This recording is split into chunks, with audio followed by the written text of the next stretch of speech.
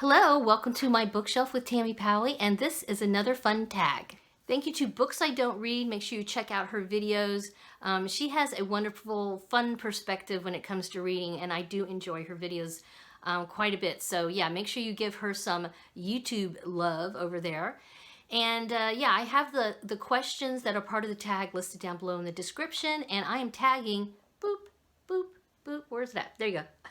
I'm tagging everybody. So if you are a booktuber or a YouTuber and you want to join in on this tag, please feel free to do so. It is the book tag for snobs. All right, so the first question for the book snob tag has to do with adaptations. It's the Adaptation Snob. Do you always read the book before you see the movie? No. No, I do not. I don't feel compelled to do that. Typically, a lot of times I'll see a movie and then I find out it's based on a book and then I read the book, so, but I'll go ahead and see a movie before I read the book for sure. And in fact, a lot of times there are movies based on books that are books I wouldn't really want to read anyway. For example, I really enjoy action science fiction movies, but I'm not a huge science fiction reader. So there you go.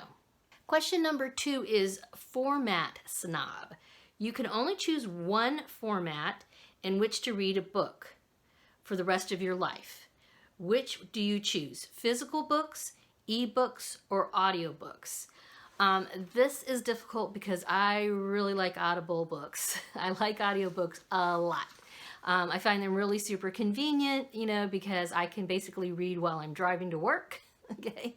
However, I would have to say if I could only do one, it would be the physical book. I'm not against reading on a digital platform. I do that sometimes too, but nothing beats having a book in your hand and just, curling up on the couch and reading. So I have to go with that.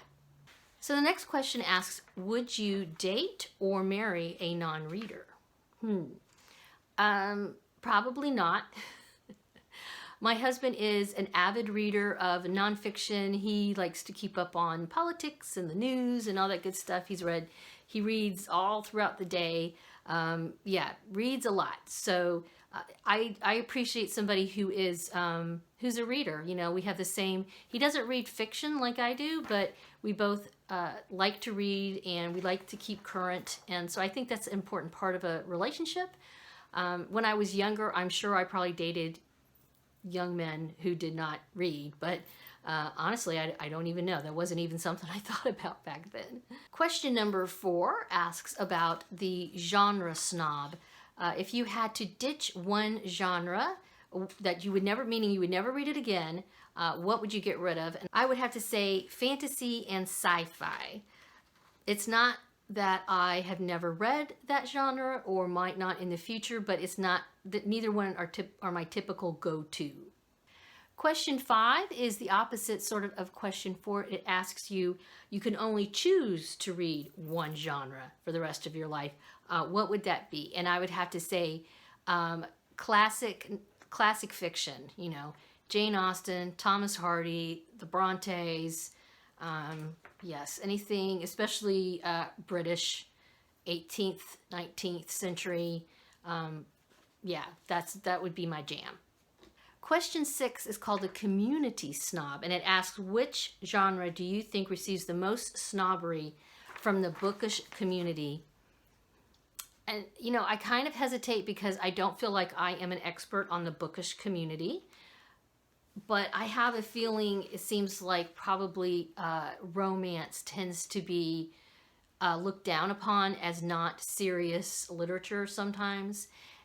Yeah, so I would have to pick romance as that. I mean, what do you guys think? Let me know in the comments below about this one. I'm curious. And finally, question number 7, Snobbery Recipient. Have you ever been snubbed for something that you have been reading or for reading in general? I don't know. I would say yes. I think back to when I was very young in elementary school, and I had braces and super thick glasses, which I would never wear because I was very aware of how ugly they were. And I was about this big around. I was really skinny, and I spent you know, anytime I could go to the library versus go to recess, I did. And so I kind of feel I was a little bit picked on because I was a scrawny little nerd, bookworm. You know, I remember being called bookworm and stuff like that. So to me, I guess, yeah, that is being, that would kind of fit into that question. So, and even as an adult, a little bit, sometimes people kind of give me a hard time, like, oh, don't you read anything but Jane Austen? You know, like, I would say, yeah, I'll just stop there before I say anything I regret. Okay. Thank you so much for stopping by to see what's on my bookshelf. Please give this a thumbs up and subscribe if you haven't already. Bye-bye.